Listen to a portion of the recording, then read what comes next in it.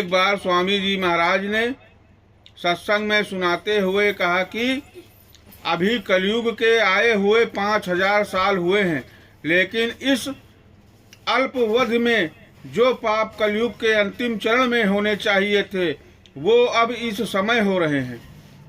इसलिए इसी युग में कुछ समय के लिए सतयुग आ रहा है। अब जिस दिन दोनों की टक्कर होगी तो महाभारत होगी और एक झटके में 20 करोड़ लोग समाप्त हो जाएंगे। कलयुग का समय अभी पूरा नहीं हुआ है। इसके प्रथम चरण में ही पाप इतना बढ़ा कि महात्माओं ने युग परिवर्तन की मौज की। इसी कलयुग में सतयुग आएगा और कलयुग जाएगा, उसके बाद फिर कलयुग लग जाएगा। कलयुग जाने की तैयारी कर रहा है और सतयुग आने की तैयारी में है। जब दो युगों की टक्कर होती है तब तब महाभारत होता है, और जब महाभारत होता है तब विनाश होता है। अनेक मुल्कों के पास खतरनाक हथियार हैं। निशानों पर मिसाइलें फिट की गई हैं। अगर किसी राष्ट्र अध्यक्ष का मस्तक गर्म हुई और बटन दबा तो जहां भी मिसाइलें गिरेंगी सब कुछ जलकर राख हो जाएगा। इसके साथ ही तमाम मुल्कों में बटन दबने लगेंगे। महाभारत की लड़ाई 18 दिन की हुई थी। ऐसा भी हो सकता है कि आगे जब भी लड़ाई हो वो 18 मिनट ही चले और भारी नरसंहार हो जाए। सृष्टि को आपने गंदा कर दिया। गंदगी बर्दाश्त के बाहर हो चुकी है, इसलिए प्रकृति कुछ खेल करने जा रही है। तुम यहाँ बटोरने में लगे हो तो कुदरत भी अपने आंचल को समेटने वाली है। अकाल मृत्यु बहुत होगी। कई कोस पर चिराग दिखाई देंगे। महात्मा तो तुम्हें बचाना चाहते हैं, लेकिन तुम उनके दायरे में आते ही नहीं। आगे सारे विश्व में सूखा पड़ेगा।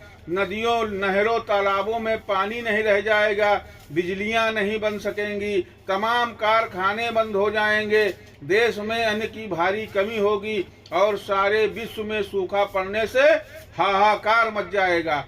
भयानक भुखमरी फैलेगी जिससे करोड़ों लोग मर जाएंगे। इसी समय भयानक बीमारियां फैलेंगी, उससे भी तमाम लोग मरेंगे।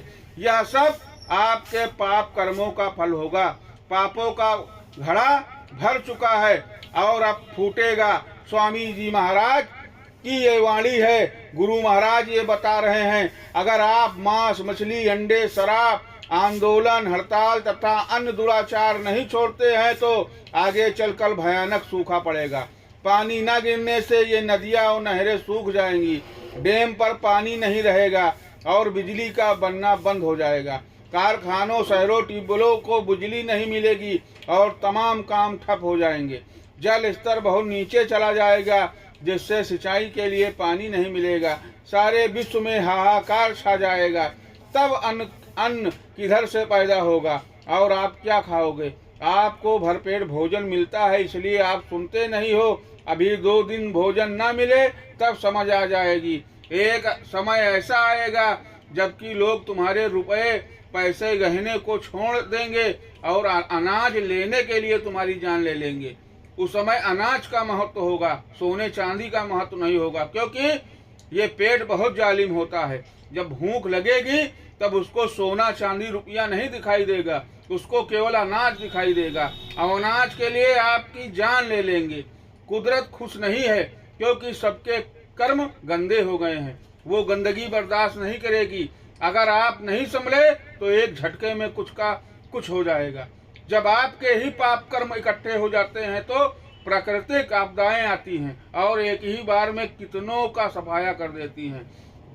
बहुत बड़ा भूकंप आने वाला है जिसकी अभी कोई कल्पना नहीं कर सकता है।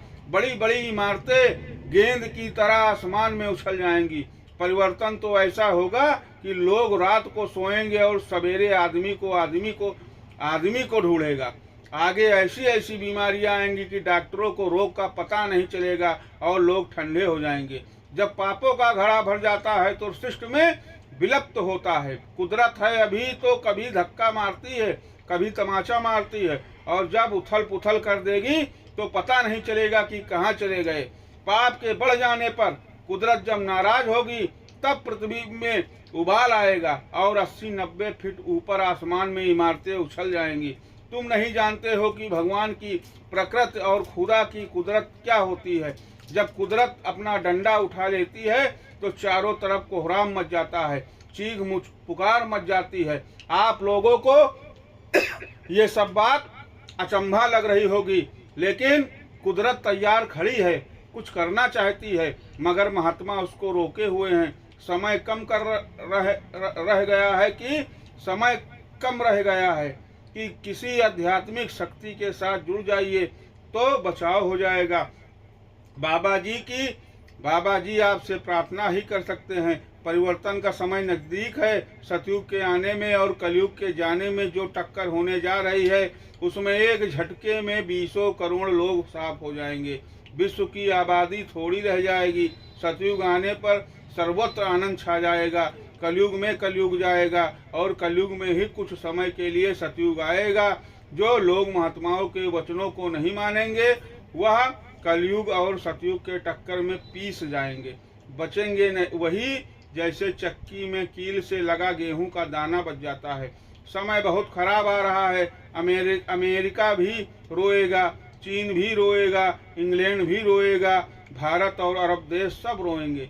घर घर का समाज का देश का संघर्ष अब कुछ करके रहेगा। अगर लोग नहीं समझेंगे तो खत्म हो जाएंगे। युग परिवर्तन होने जा रहा है। अभी वक्त है। कहाँ मान लीजिए, अशुद्ध आहार, अंडा, मछली, मांस, मदिरा का त्याग कर दीजिए। शुद्ध शाकाहारी अपने घर परिवार को बना लीजिए। कुदरत एक ही झटके में कुछ करना चाहती है। शीघ्र अपना सुधार कर लीजिए। आने वाली मुसीबतों को गुरु कृपा, सत्संग, भजन व सेवा के बल से जगत को बचा लीजिए। अगर कुछ नहीं कर पाओगे तो शाकाहारी हो जाओ। मुसीबत आ रही है और भयंकर रूप में आ रही है। यह सब तुम्हारे कर्मानुसार ही आएगी। बाबा जी जो कुछ भी कहते हैं उसका स्वप्न होता है, आभास मिलता है और देखकर कहते हैं। तुम्हें आगाह करने के लिए तुमको सुनाते हैं। मेरी बात पर ध्यान दो। स्वामी जी महाराज की बात पर ध्यान दो। शराब, अंडा, मांस, मछली, अखाद्य वस्तुओं का सेवन छोड़ दीजिए। आंदोलन, हड़ताल, तोड़ फोड़ सब छोड़ दीजिए। बुराइयों के तरफ से मुंह मोड़ के लोग अब धर्म की तरफ नहीं मुड़ते हैं तो परेशानियां तो आएंगी। वो चाहे जमीन से आ जाए, चाहे आसमान से आवे, चाहे पूर्व से आवे या पश्चिम से, परंतु अब यह आएंगी जरूर। इनको कोई रोक नहीं सकता। प्रकृति ने संपूर्ण प्राणी जगत के लिए अलग अलग भोजन की व्यवस्था की है। हमारे लिए अलग आहार को निर्धारित किया है, किंतु मानव ने प्रकृति द्वारा निर्धारित आहार को गौर समझकर अनेक प्रकार के मांस खाने लगा। आप लोग शाकाहारी हो जाइए। जय गुरुदेव।